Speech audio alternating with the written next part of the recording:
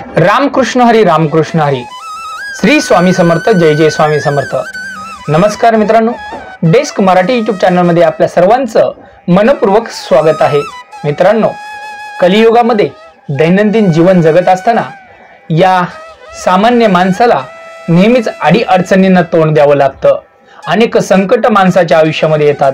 अनेक माणसं खचतात, अनेक माणसं खचता खचता उभीही राहतात, अनेक माणसं खचून जाऊन आयुष्याचा त्याग करतात, अनेक माणसं उभारी घेऊन नवीन आयुष्य सुरुवात करतात आणि शून्यातून आयुष्य निर्माण करतात। मित्रांनो, आजचा व्हिडिओ याच माध्यमातून आपल्याला एक मोटिवेशनल इन्स्पिरेशनल काहीतरी सांगण्याचा आहे। तत्पूर्वी आपल्या चॅनलला म्हणजेच डेस्क मराठी या चॅनलला आपण सबस्क्राइब केलं नसेल तर सबस्क्राइब करा, लाईक करा आणि व्हिडिओ जर आवडला तर शेअर करायला विसरू नका। कारण आपण आपल्या हिंदू धर्मामध्ये जेवढे काही श्रद्धास्थान असणारे देवदेवता आहेत त्या देवदेवतांचे व्हिडिओज आपल्या या डेस्क मराठी चॅनलच्या माध्यमातून आपल्या प्रेक्षकांना दाखवत असतो आणि दाखवत असताना त्यातून आपण समाजाचं प्रबोधन सुद्धा करत असतो। तर मित्रांनो, आपल्या हिंदू धर्मामध्ये अनेक तीर्थक्षेत्र सुद्धा आहेत। या तीर्थक्षेत्रांची लाईव्ह माहिती, अनेक तीर्थक्षेत्रांचं लाईव्ह दर्शन आपण आपल्या या चॅनलच्या माध्यमातून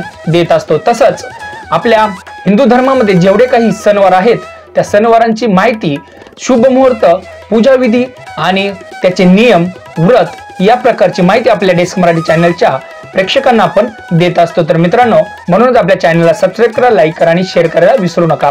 आपण येऊया मूळ विषयाकडे।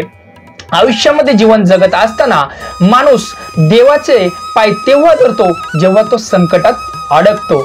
तर जेव्हा संकटात अडकतो तेव्हा त्याला आई, वडील, देव हे आठवतं। प्रथमतः हे आठवताना तुम्हाला जेव्हा तुमच्या पदरी सुख पडलेलं असतं, तुमच्या पदरात आनंद पडलेला असतो, त्यावेळेस तुम्हाला या तीन गोष्टीचा विसर जरा कमीच पडलेला असतो। परंतु मित्रांनो, घाबरायचं काही कारण नाही। देव हा कधीच रागवत नाही। तुम्ही देवाची आठवण काढा किंवा नका काढू, देव सर्वांना समान ठेवत असतो। परंतु आपलं कर्म आपणच क्रिएट करायचं असतं। आपल्या कर्माचे कर्तेधर्ते आपणच असतो आणि जेव्हा आपलं कर्म चांगलं असतं तेव्हा त्या कर्माचा शेवट निश्चितच एक चांगला मार्ग, सन्मानाचा मार्ग आणि गेल्यानंतर आपल्या अंत्ययात्रेला हजारो लोकांची गर्दी ही आपल्या कर्मामुळे येत असते। तर मित्रांनो, याच बाबतीत एक कथा मी आपल्याला आज या दृष्टांत डेस्क मराठीच्या या व्हिडिओमध्ये एका दृष्टांताच्या मार्फत देणार आहे। माणसाला आयुष्यामध्ये आनंद खूप छोट्या प्रमाणात येत असतो, परंतु तो आनंद उपभोगायचा कसा आणि दुःखाचं संकटाचा सामना करत असताना त्याला पेलवायचं कसं, याची शक्ती आपल्याला येते कुठून? तर आपल्या शरीरामध्ये जे रक्त धावत असतं, आपल्या मनशक्तीमध्ये जे विचार चालू असतात त्या विचाराचं, नकारात्मक विचारांचं परावर्तन हे पॉझिटिव्ह एनर्जी मध्ये, म्हणजेच आपल्याला जे निगेटिव्ह एनर्जी आपल्या शरीरामध्ये तयार होते तिचं पॉझिटिव्ह एनर्जी मध्ये रूपांतर करण्याची ताकद आपल्या मनशक्तीमध्ये, आपल्या मन विचारामध्ये जी तयार करण्याची शक्ती जी आपल्याला देतं तो म्हणजे देव।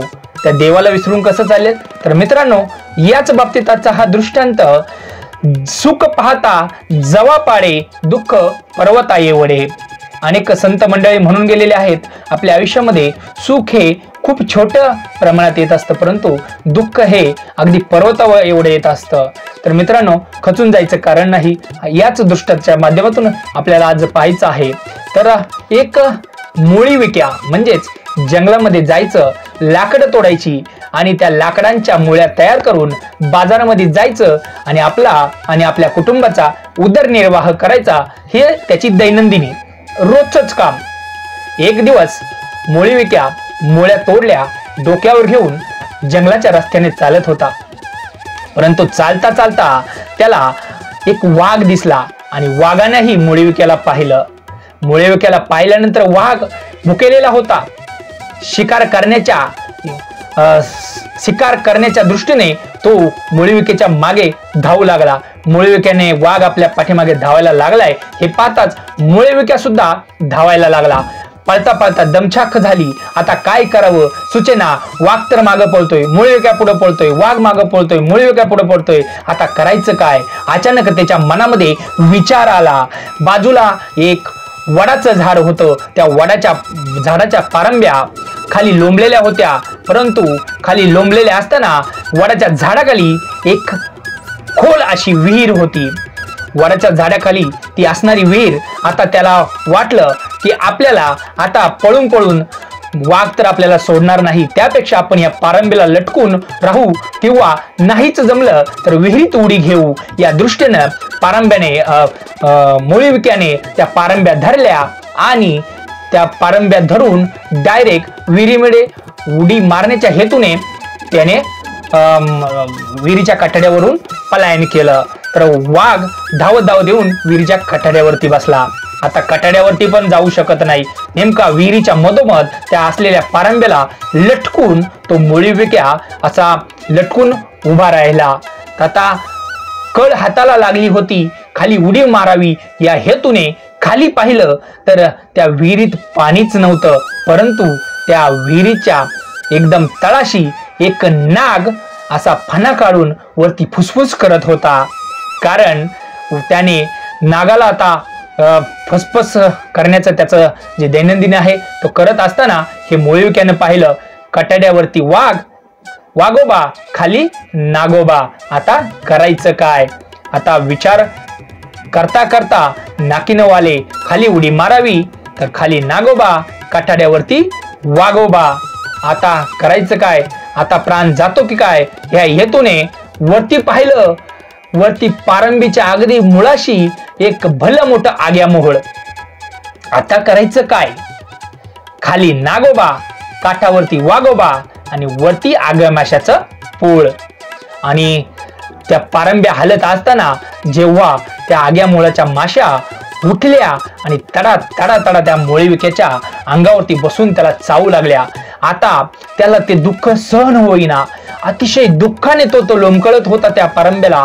परंतु खाली नागोबा, काठावरती वाघोबा आणि वरती आग्या मुळाचं पोळ. वरती जाऊ शकत नाही, खाली उडी टाकू शकत नाही, काठावरती जाऊ शकत नाही. आता करायचं काय? तेवढं ते त्याने वरती पाहिलं तर त्या मधाच्या मधमाशा आग्या मोळाचा जो पोळ होता, मधमाशांचा पोळ होता, त्याच्यातून एक मधाचा थेंब याने मुळीविक्याने वरती पाहिलं आणि तो थेंब त्याच्या जिभेवरती येऊन पडला. अतिशय सुंदर, अतिशय गोड त्याला ते वाटलं. त्याने ते जिभेनं आपल्या त्याचा स्वाद घेतला. अतिशय गोड आणि त्याच्या तोंडामधून नेमकंच ते निघलं, वा वा काय गोड मध आहे, काय गोड मध आहे. अगदी पर्वत एवढं दुःख होतं, परंतु खाली नागोबा, वरती काठावरती वाघोबा, वरती आग्या मुळाचं पोळ, त्या दुःखातून सुद्धा एक मधाचा थेंब त्याच्या जिभेवरती पडतो काय आणि त्याच्या तोंडून एवढ्या दुःखामध्ये सुद्धा वा वा असं शब्द निघतात काय. मित्रांनो, आयुष्य सुद्धा असंच आहे. एका मधाच्या थेंबामध्ये सर्व दुःख विसरला तो आणि वास्तविक सुख जे आहे ते थोडं आहे, पण दुःख हे पर्वता एवढं आहे. तर मित्रांनो, याच्यातूनच एवढं शिकायचं आहे की कितीही दुःख आपल्या आयुष्यामध्ये जरी असली तरी थोडंसं सुख आलं तरी त्याचा आनंद मात्र तुम्हाला घेता आला पाहिजे. मित्रांनो, दुःखाशिवाय आपल्या आयुष्यामध्ये सुखाची मजा, सुखाची गोडी कोणालाही समजत नाही. व्हिडिओच्या संदर्भातून आपल्याला काय बोध घ्यायचा आहे ते आपल्याला कळालंच असेल. तर मित्रांनो, डेस्क मराठी या चॅनलवरती आपल्याला हा व्हिडिओ जर आवडला असेल तर शेअर करा, लाईक करा. आणि कारण संसारामध्ये मूळतः हे दुःखरूप संसार आहे आणि अशा अनेक साधू संतांनी सुद्धा याची प्रमाणं दिलेली आहेत. सुख पाहता जवा पाडे, सुख पाहता जवा पाडे दुःख पर्वता येवडे. तर आजच्या व्हिडिओमध्ये हेच सांगायचं होतं. मित्रांनो, आपल्या चॅनलला सबस्क्राईब करा, लाईक करा आणि व्हिडिओ जर आवडला तर शेअर करायला विसरू नका. कारण नवनवीन व्हिडिओ पाहण्यासाठी आपल्याला डेस्क मराठीच्या नोटिफिकेशन आयकॉनला सुद्धा दाबावं लागेल. तर मित्रांनो, भेटूया पुढील व्हिडिओमध्ये. तोपर्यंत पाहत राहा डेस्क मराठी. श्री स्वामी समर्थ. जय जय स्वामी समर्थ. रामकृष्ण हरी कृष्ण हरी कृष्ण.